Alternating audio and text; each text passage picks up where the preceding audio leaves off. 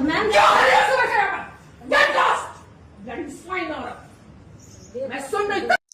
আপনারা দেখছেন এই ভিডিওটি মহারাষ্ট্রের সৌড়ায় একটা বেসরকারি স্কুলের ম্যাডাম কিভাবে তার ছাত্রের মায়ের ওপরে এতটাই রেগে গেছে।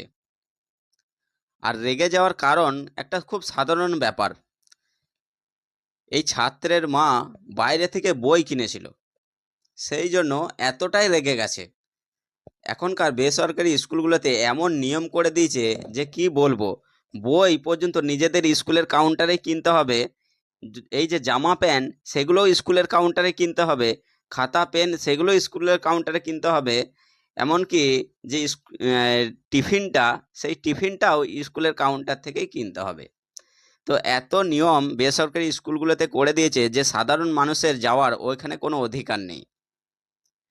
অনেক টাকা পয়সাওয়ালা মানুষ হলেই তবেই আপনারা এই বেসরকারি স্কুলগুলোতে আপনাদের বাচ্চাদের পড়াতে পারবেন। এই ভিডিওটাকে আপনারা এতটাই শেয়ার করে দেন যাতে এই বেসরকারি স্কুলগুলো খুব সাবধান হয়ে যায় আর এই কিছু নিয়ম পরিবর্তন করে ফেলে।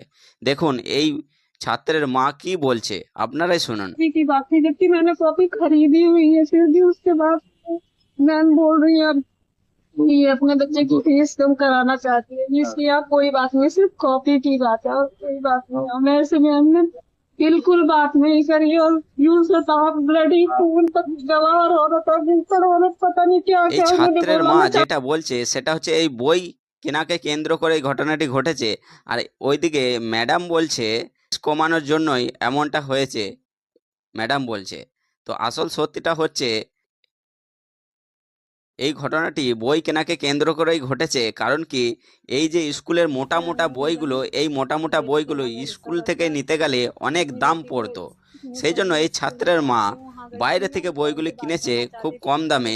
সেই জন্য স্কুলের ম্যাডাম রেগে গেছে, কারণ সেই মোটা মোটা টাকার বান্ডেলগুলো স্কুলের আর হলো না। সেই জন্য এই স্কুলের ম্যাডাম এই এতটাই রেগে গেছে। আপনারা দেখুন এবং ভিডিওটাকে প্রচুর প্রচুর পরিমাণে শেয়ার করতে থাকুন। मैंने फिर उससे भी बोला, मैंने कहा सड़क पे निकाल के हमने पोस्ट खरीदा।